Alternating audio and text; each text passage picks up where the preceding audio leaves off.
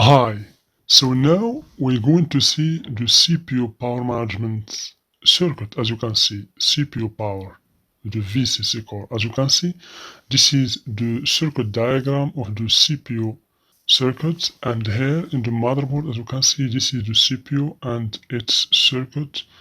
So the components around the CPU are the component that is responsible to generate the VCC core. Okay.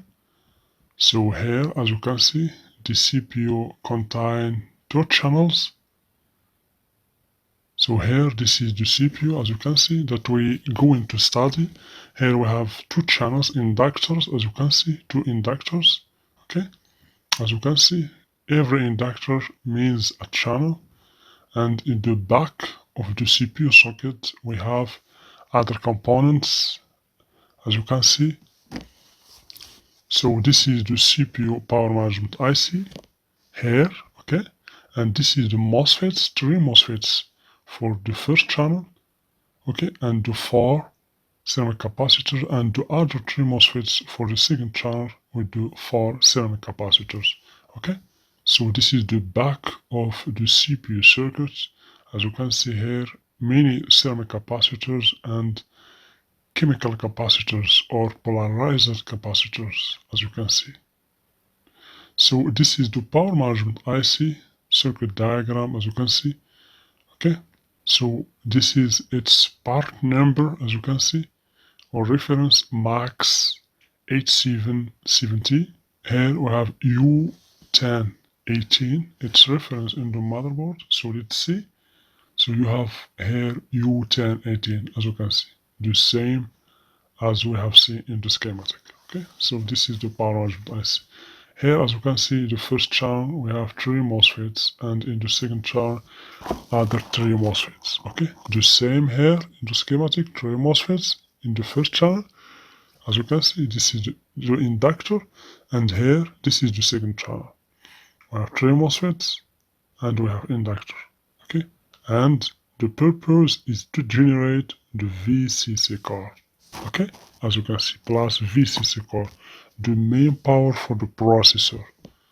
Okay, the VCC core equal about 0.8 volt to 1.2 or 0.3 volts in general.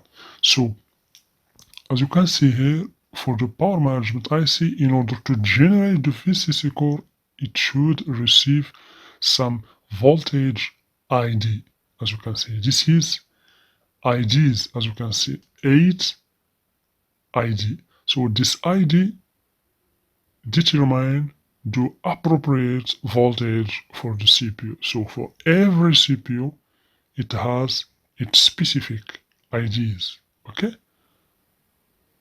So based on the ID, the power management IC can generate appropriate voltage for the CPU. So as you can see here, this is the VCC and the VDD power for the power management IC. Of course, here as you can see, we have the clock, and as you can see, the power grid.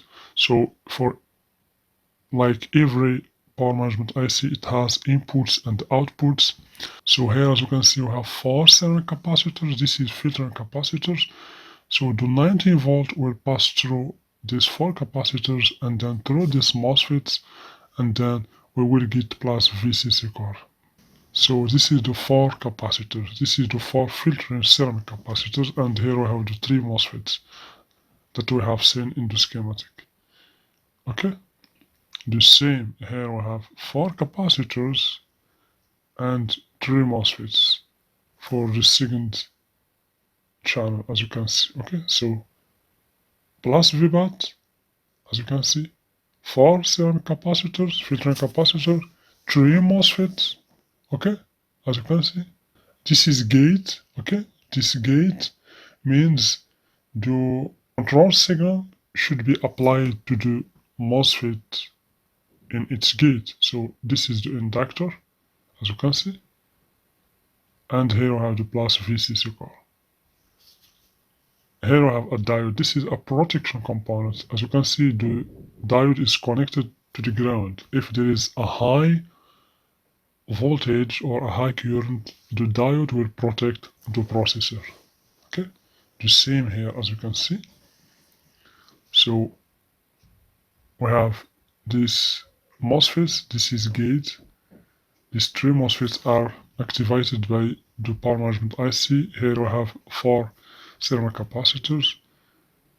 They receive the plus VBAT, the same as the first channel. The plus VBAT is always 19 volt or 20 volt. Okay, and after receiving the control signal from the power management IC, they will generate the VCC core. Okay, so this is the power management IC that generate the control signal for all MOSFETs. So this is the protection diode that is responsible to protect the CPU if there is a high tension or a high current. And the purpose here in this circuit is to get the plus VCC core for the CPU. And as I told you before, every CPU has 8 IDs. Based on the signals, the power management IC know the value of the VCC core. Okay?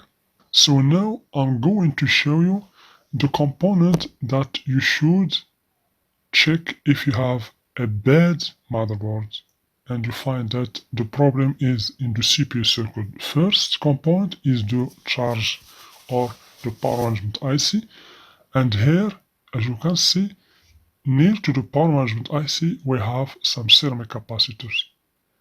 These ceramic capacitors connected to the ground in one side and to the power management IC in the other side. So if you find any shorted capacitor, means the power management IC is bad. So this is a technique that you can use to determine whether the power management IC is good or not. Just check the continuity between the terminals of a ceramic capacitor. If you find any shorted capacitor, means the power management IC is bad. And of course you can check the VCC, the presence of the signals, the input signals like VCC, VDD, etc. So you should also check the VBAT, the 19 volt, if it is present or not. You should check the ceramic capacitors because all the ceramic capacitors are connected to the ground, as you can see. So check if these capacitors are good or not. If you find any shorted capacitor, means there is a short. Okay? Then you have to check the MOSFETs. The MOSFETs should be checked. If you find any shorted MOSFET, means the MOSFET is bad. Okay?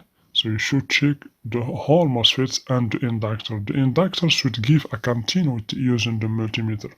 And also the diode, the protection diode. If the diode is shorted to the ground, means the diode should be replaced. The same for this channel also. You should check MOSFETs, inductor, diode, etc. Okay? Here in the motherboard, as you can see, we have many ceramic capacitors. So we have the IC, should be checked. We have here the ceramic capacitors around the IC. We have the MOSFET, should be checked. Okay? The ceramic capacitors, as you can see, should check it with the ground. Also here in the other channel, you should check the same component. Here we have some chemical capacitors in the back of the socket. You should check it also. If you find any shorted capacitors, means there's a short, you should replace it. Okay? Here we have 2 inductors, as you can see, that you should check. And here we have some capacitors near to the processor.